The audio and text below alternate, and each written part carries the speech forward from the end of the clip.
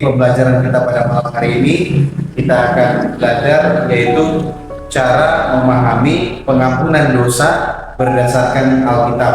Nah, kalau kita bicara tentang pengampunan dosa, banyak orang yang masih belum memahami tentang apa itu pengampunan dosa, seperti apa supaya orang boleh mendapatkan yang namanya pengampunan dosa. Sehingga kita perlu melihat dari sudut pandang Alkitab tentang apa sih sebenarnya arti atau bagaimana sih sebenarnya pengampunan dosa itu benar-benar terjadi, atau hanya sesuatu yang belum diyakini atau sesuatu yang masih abstrak kan begitu di dalam pemahaman orang pada umumnya. Nah, saudara, kita akan melihat di dalam beberapa kebenaran firman Tuhan di dalam Alkitab pada malam hari ini cara kita untuk memahami tentang pengampunan dosa berdasarkan Alkitab.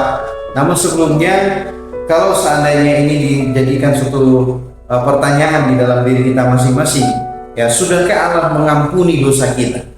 Nah, ini menjadi satu pertanyaan atau menjadi satu pemikiran oleh banyak orang tentang pengampunan dosa itu. Ya, ada yang berpikir bahwa dosanya apakah dia sudah diampuni atau belum, itu dia sendiri belum tahu. Nah, oleh sebab itu firman Tuhan pada malam hari ini akan memberitahu kepada kita semua tentang suatu pemahaman bagaimana konsep tentang pengampunan dosa itu. Nah, saudara, mari kita lihat di dalam kebenaran firman Tuhan. Di dalam Ibrani pasal 9 ayat 22 firman Tuhan berkata, dan hampir segala sesuatu disucikan menurut hukum Taurat dengan darah, dan tanpa penumpahan darah tidak ada pengampunan. Ya, di dalam Ibrani pasal 9, ya, Ibrani pasal 9 ayat 22 mengatakan bahwa tanpa penumpahan darah tidak ada pengampunan. Ya, jadi supaya ada pengampunan dosa harus ada apa? Penumpahan darah. Ya, nah, kalau seperti ini konsepnya, mungkin orang akan berpikir, ini harus ada penumpahan darah. Kalau tidak ada penumpahan darah berarti tidak ada pengampunan. Oke, kalau begitu kita cari saja atau binatang apa yang boleh mau ditumpahkan darah. Oh, mungkin di rumah ada ayam. Oh, yuk ambil dulu ayam, sembelih baru supaya darahnya tertumpah, supaya apa? Kita mendapatkan pengampunan dosa. Nah, apakah seperti itu yang dimaksud Alkitab tentang penumpahan darah itu?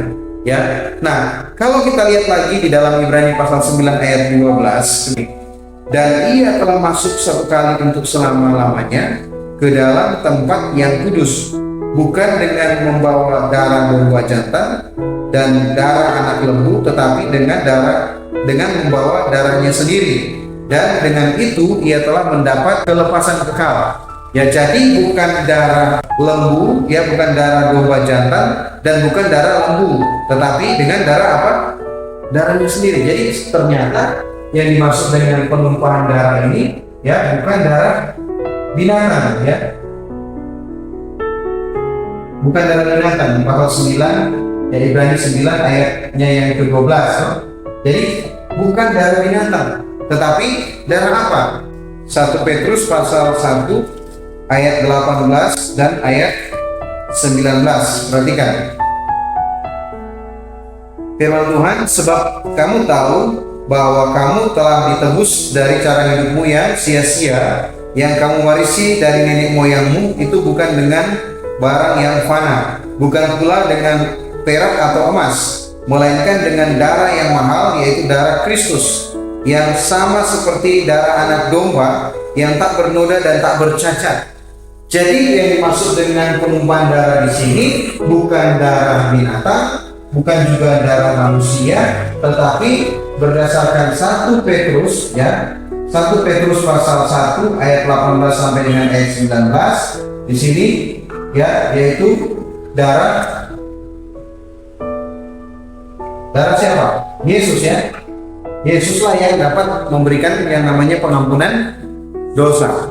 Jadi perhatikan, di sana dikatakan sebab kamu tahu bahwa kamu telah ditebus dari cara hidupmu yang sia-sia, dan kamu warisi dari nenek moyangmu, itu bukan dengan barang yang fana, bukan pula dengan perak atau emas, melainkan dengan darah yang mahal, yaitu apa? Darah Kristus yang sama seperti darah anak domba yang tak bernoda dan tak bercacat. Jadi pengampunan dosa ya di dalam Ibrani pasal 9 ayat 22 di sana dikatakan tanpa penumpahan darah tidak akan ada pengampunan dosa ya. Nah, darah yang dimaksud di sini bukan darah binatang ya, bukan darah manusia. Kenapa bukan darah manusia? Karena manusia berdosa ya, semua manusia dalam keadaan berdosa sehingga memerlukan pribadi yang kudus atau pribadi yang suci, bahwa dengan darah yang mahal yaitu darah Kristus yang sama seperti darah anak domba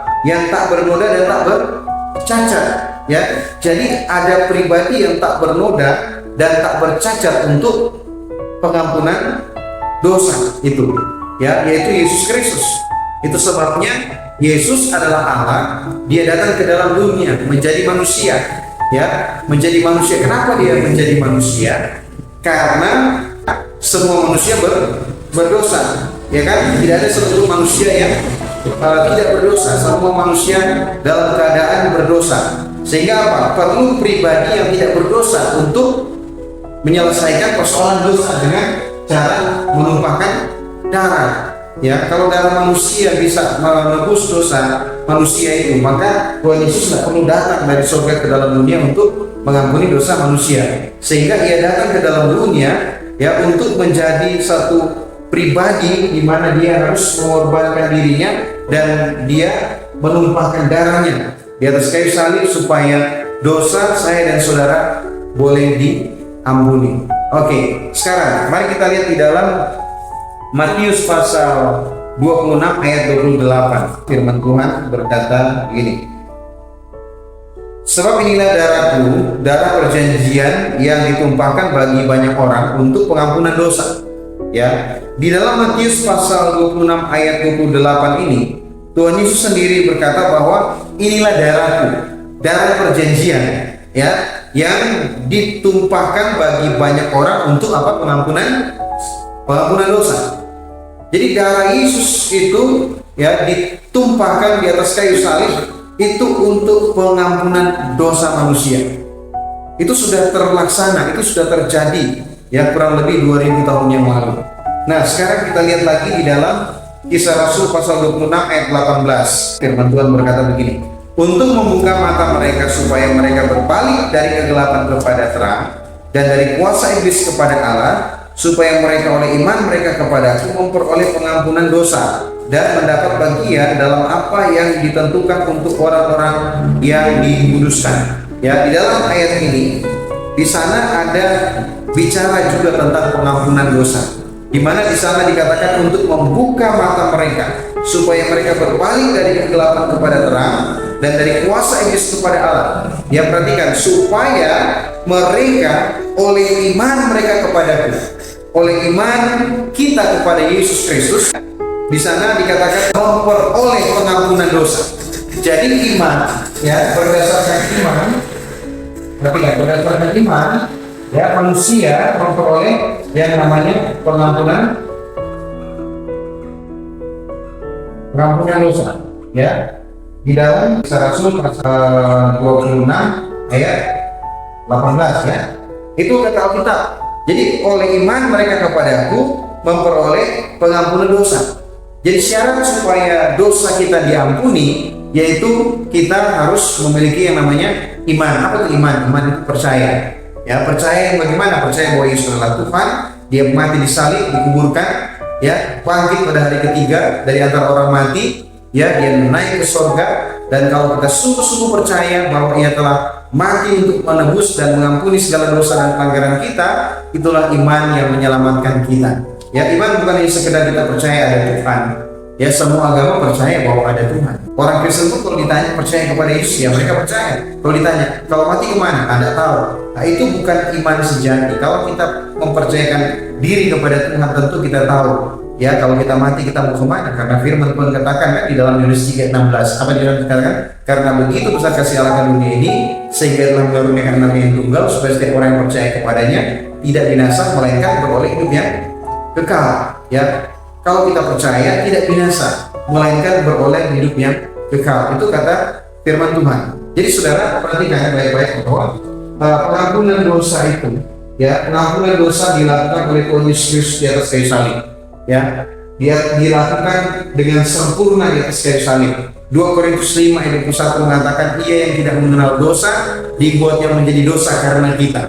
Kan seharusnya kan siapa yang disalib itu? Kita kan, karena kita yang berdosa, karena kitalah yang memiliki status yang berdosa. Tetapi karena begitu besar kasih Allah kepada kita, sehingga ia yang tidak mengenal dosa dibuatnya menjadi dosa karena kita. Seharusnya kan kita yang dihukum, kita yang disalib, ya toh? Tetapi karena kasihnya yang begitu besar, ia rela menanggung segala beban dosa itu. Supaya apa? Kalau kita percaya kepada Yesus, sungguh-sungguh beriman kepada Yesus, kita memiliki jaminan kepastian keselamatan. Ya, oke. Kemudian kita lihat lagi di dalam Roma 3 ayat 25. Firman Tuhan berkata begini, Kristus Yesus telah ditentukan Allah menjadi jalan pendamaian karena iman. Dalam darahnya hal ini dibuatnya untuk menunjukkan keadilannya. Karena ia telah membiarkan dosa-dosa yang telah terjadi dahulu pada masa kesabarannya. Ya, jadi di dalam Roma pasal 3 ayat 25 ini sangat jelas bahwa Kristus Yesus telah ditentukan Allah menjadi jalan pendamaian karena iman. Ya toh? Kenapa Yesus Kristus dijadikan sebagai jalan pendamaian? Karena status manusia berdosa. Ya, ingat bahwa dosa mengakibatkan manusia dengan Allah itu berpisah. Ya toh? Manusia berdosa, sedangkan Allah itu kudus, Allah itu suci. Tidak mungkin manusia yang dalam keadaan berdosa itu bisa selamat atau bisa ke surga di tempat yang kudus, di tempat yang suci, sedangkan manusia masih menyandang status atau sedang dalam keadaan yang berdosa. Sehingga perlu ada pribadi yang menyelesaikan dosa itu, ya, perlu ada pribadi yang memperdamaikan kita. Karena kalau kita berdosa, status kita berdosa, kita menjadi musuh Allah. Ya, syukur Tuhan Yesus datang di dalam dunia untuk memperdamaikan kita dengan Allah. Melalui dirinya, melalui pribadi Yesus, kita itu diperdamaikan dengan Allah. Yang tadinya kita musuh berseteru dengan Allah karena dosa, ya kan? Sehingga pada saat kita percaya, kita telah berdamai dengan Allah, ya, berdasarkan iman kepada Tuhan Yesus Kristus. Nah, sekarang kalau kita bicara tentang pengampunan dosa, Alkitab kan sudah jelas bahwa pengampunan dosa itu, ya, di dalam Kisah Rasul 26 ayat 18 itu berdasarkan iman. Berdasarkan iman kita memperoleh pengampunan dosa. Yang menjadi pertanyaan, dosa kapan diampuni itu? Ya, apakah hanya sebagian dosa, atau hanya seperempat dosa, atau semua dosa diampuni? Kita bisa lihat di dalam 1 Petrus pasal 3 ayat 18. Firman Tuhan di sana berkata begini, sebab juga Kristus telah mati sekali untuk segala dosa kita, ia yang benar untuk orang-orang yang tidak benar, supaya ia membawa kita pada Allah. Ia yang telah dibunuh dalam keadaannya sebagai manusia, tetapi yang telah dibangkitkan menurut roh. Ya, perhatikan. Di sana dikatakan sebab juga Kristus telah mati sekali untuk segala dosa. Jadi kematian Kristus di atas kayu salib itu, ya, penebusan dosa yang dia lakukan itu untuk segala dosa. Kalau bicara segala dosa berarti dosa kapan? Dosa dulu, dosa sekarang, dan dosa yang akan datang itu sudah ditebus di atas kayu salib. Itu kata firman, ya kan? Di sana dikatakan ia yang benar untuk orang-orang yang tidak benar. Yaitu dia yang benar, Yesus yang benar itu, ya, untuk orang-orang yang tidak benar, saya dan saudara, ya, supaya ia membawa kita kepada Allah.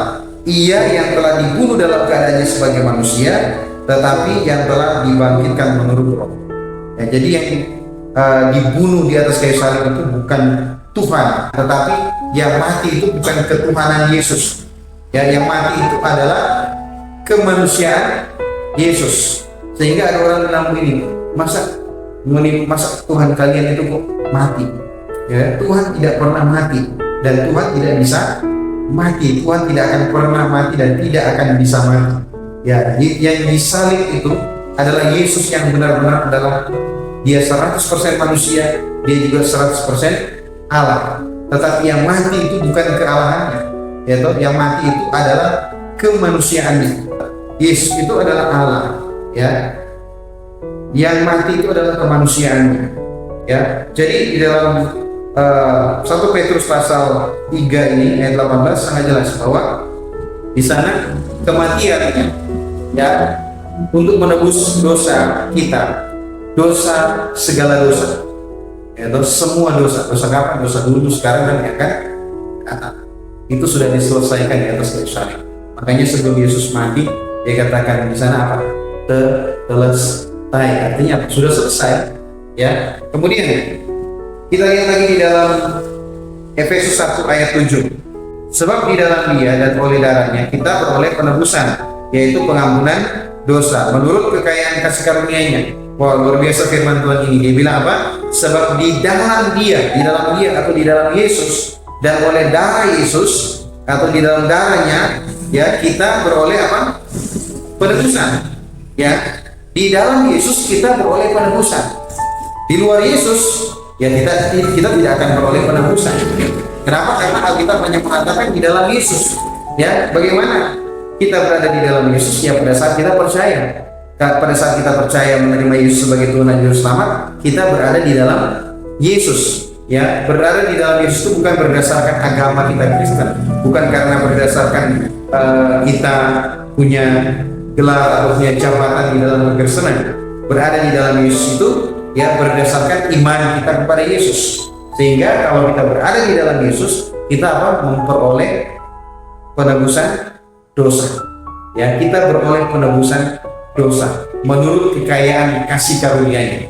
Ya, menurut kekayaan kasih karunia Allah. Kasih karunia itu sama dengan anugerah Allah itu sendiri.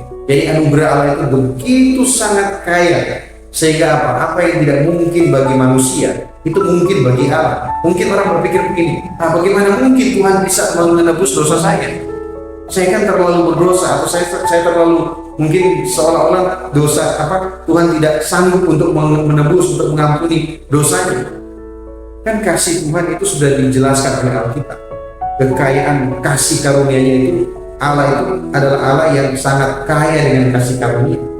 Ya, kalau dosa-dosa kita mungkin dari A sampai Z itu dihitung, ya, saya kira kalaupun ada orang yang paling jahat di dunia ini, ya, dosa-dosanya itu terhitung dengan begitu banyak, ya, tapi jauh lebih daripada itu saya mengatakan bahwa kasih Allah itu lebih besar daripada dosa-dosa manusia. Sehingga apa?